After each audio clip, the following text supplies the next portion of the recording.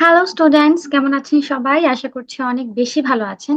আজকে নিয়ে এসেছি এমন একটি কিউ কার্ডের টেমপ্লেট, যে টেমপ্লেট ইউজ করে আপনারা থিংস অর্থাৎ কোনো অবজেক্ট বা যে কোনো জিনিস সম্পর্কে যে কোনো কিউ কার্ড আসুক না কেন খুব অবলীলায় বলতে পারবেন এবং 6.5 থেকে 7+ স্কোর করতে পারবেন। এই জিনিসটা হতে পারে এরকম যে আপনি একটি জিনিস যেটা আপনার নিজের আছে, অথবা যেটা আপনি কিনেছেন, অথবা যেটা কেউ আপনাকে গিফট করেছে। এটা অতীতে হতে পারে, ভবিষ্যতে আপনি একটা জিনিস কিনতে পারেন, এরকম কিছু একটা হতে পারে। সো এইটা রিলেটেড হচ্ছে আজকে আমরা একটি কিউ কার্ডে টেমপ্লেট দেখি। তো শুরুতে যদি আমি আসি, টেমপ্লেটটি হচ্ছে যে প্রথমে জিনিসটি কি সেটা হচ্ছে আপনারা খুব সুন্দরভাবে বর্ণনা করবেন। যেমন, I would like to talk about a dash. এটা একটা আইফোন হতে পারে, এটা একটা ল্যাপটপ হতে পারে, একটা রেফ্রিজারেটর হতে পারে, দ্যাট আই রিয়েলি লাইক। তারপরে এটার নাম আপনি বলবেন it is a dash item. যেমন, এটা যদি আপনার কোনো গ্যাজেট আইটেম হয় বা কোনো টেকনোলজিক্যাল ডিভাইস হয়, আপনি এইভাবে বলতে পারেন। এটা যদি কোনো কিচেন অ্যাপ্লায়েন্সেস হয়, আপনি সেটাকে এইভাবে বর্ণনা করতে পারেন। অর্থাৎ এটা ঠিক কোন ধরনের device, and I use it almost every day, মানে আপনি এটা প্রতিদিন ব্যবহার করেন। when and where you got it। এখন I got this বলে আপনি এটা সময়টা বলতে পারেন, like a few months ago অথবা লাস্ট ইয়ার। এবং এটা আপনি কোথা থেকে কিনেছেন বা কোন ব্যক্তি আপনাকে এটা দিয়েছে, from my friends এটাও বলতে পারেন, অথবা বলতে পারেন from a shop অথবা from online। আপনি যদি এটা নিজে কিনেন তাহলে বলবেন যে it was a gift।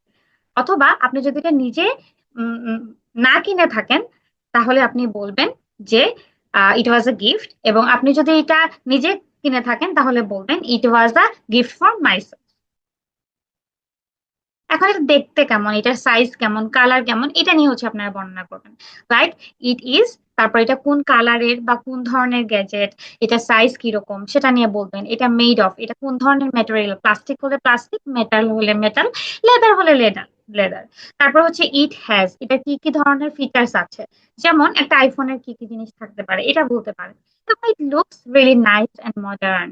তারপর এটা আপনার কাছে কেন important, like this item is very important for me because it helps me to study, অথবা in study অথবা in work, it saves time, it makes me happy। যে কোনো একটা রিজন আপনি এখানে দিবেন।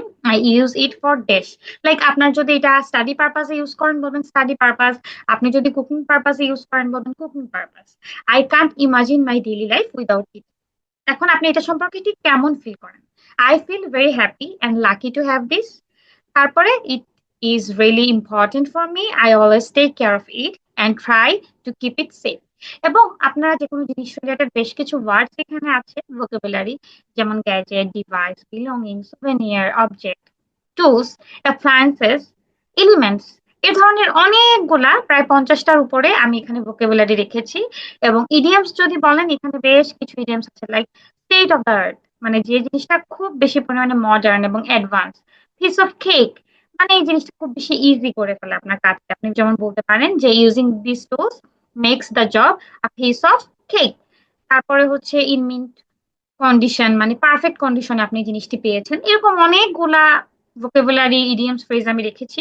সেগুলো জানতে হলে অবশ্যই আপনারা আমার অনলাইন ক্লাসে জয়েন করবেন এবং আমার চ্যানেলটি অবশ্যই অবশ্যই সাবস্ক্রাইব করে রাখবেন। ধন্যবাদ সবাইকে।